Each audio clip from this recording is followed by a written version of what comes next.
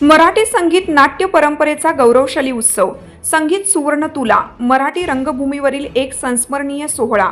पुणे प्रतिनिधी कांता राठोड। मराठी संगीत नाट्य परंपरेचा गौरवशाली उत्सव संगीत सुवर्ण तुला मराठी रंगभूमीवरील एक संस्मरणीय सोहळा मोठ्या उत्साहात साजरा करण्यात आला। यशवंतराव चव्हाण नाट्यगृह येथे पद्मश्री जयमालाबाई शिलेदार यांच्या जन्मशताब्दीनिमित्त सादर झालेला संगीत सुवर्ण तुला हा प्रयोग मराठी रंगभूमीवरील एक संस्मरणीय सोहळा ठरला।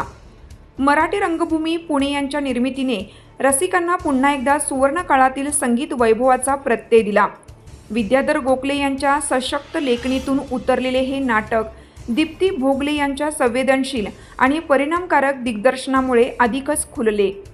स्वरराज छोटा गंधर्व पंडित राम मराठे आणि माननीय अनंत दामले यांच्या अमर संगीत परंपरेचा सुरेल प्रवास या प्रयोगातून प्रभावीपणे उलगडला।